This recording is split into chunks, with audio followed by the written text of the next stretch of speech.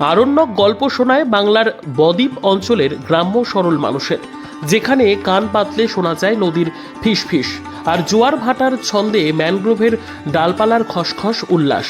এখানেই আছে সেই রহস্যময় প্রাণবন্ত ধাঁধা লাগানো পৃথিবীর বৃহত্তম ম্যানগ্রোভ অরণ্য।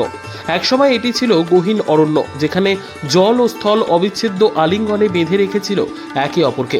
সুন্দরবনের মানুষজন প্রকৃতির সাথে বিভিন্ন প্রতিকূলতাকে সঙ্গী করে আশা, হতাশা, জীবন মৃত্যুকে বাজি রেখে এগিয়ে চলেছে জীবনের স্রোতে।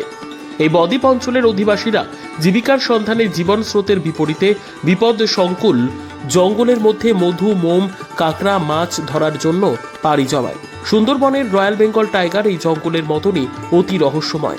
তাকে হয়তো সবসময় চোখে দেখা যায় না, কিন্তু তার নিঃশব্দ উপস্থিতি, মায়াবী জ্বলন্ত দৃষ্টি, অদৃশ্য ডোরাকাটা উপস্থিতি অরণ্যবাসীরা যেন সবসময় টের পায়। একটা অদ্ভুত ভয় মিশ্রিত শ্রদ্ধা জড়িয়ে আছে এই অনুভূতির সাথে।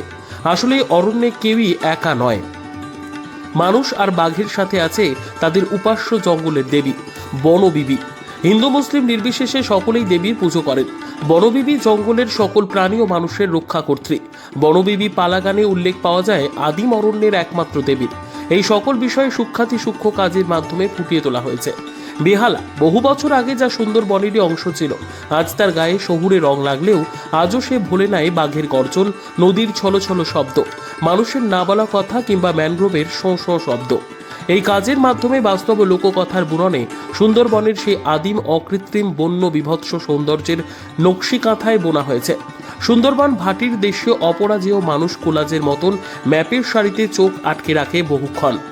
জিজ্ঞাসু দৃষ্টি বারবার ঘুরে চলে দক্ষিণ থেকে উত্তর, মাতলা থেকে বিদ্যাধরী, সীতারামপুর থেকে নেতাধোপানি, ছোট ছোট ঘর, নৌকা, জাল, খাল, বিলের কাটাকুটি আর সাগরের জলে পা ডুবিয়ে ভেসে থাকা বদ্বীপের সারি দেখতে দেখতে মন চলে যায় সুন্দরবনে, গরান, হেতাল, অর্জুনের দেশে। মানচিত্রের ভিড়ে উঁকি মারতে থাকা বিলুপ্ত বা বিলুপ্তপ্রায় প্রাণীর দল যেন তাদের বিবর্তনের ইতিহাস বলার জন্যই উঠে এসেছে ইতিহাসের পাতা থেকে।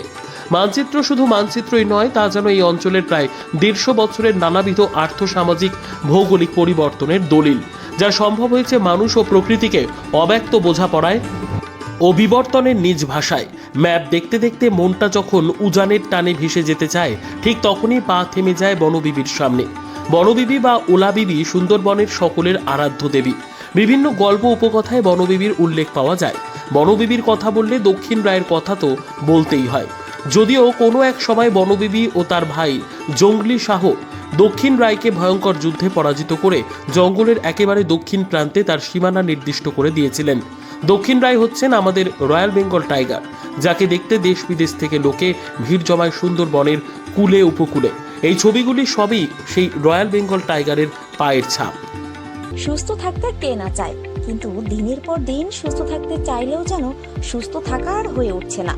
কারণ বিভিন্ন জায়গা থেকে সুস্থ হয়ে যাবেন এমন প্রতিশ্রুতি পেলেও মেলেনি কোনো সুরাহা। আপনি ভাবছেন কোথায় যাবেন, কিভাবে সুস্থ থাকবেন, এমন নানা প্রশ্নের সম্মুখীন হচ্ছেন।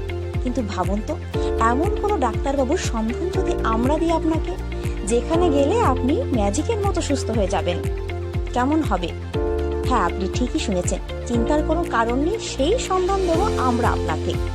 কথায় আছে ডাক্তার হলো ভগবান, তবে সেই ভগবানের সন্ধান কজন পায়? আজ আমরা এমন একজন ডাক্তারবাবুর অর্থাৎ ডক্টর সন্তুদের সঙ্গে পরিচয় করিয়ে দেব, যেখানে রোগী ম্যাজিকের মতো সুস্থ হয়ে যান। এটা কোনো গল্প নয়, এটাই বাস্তব।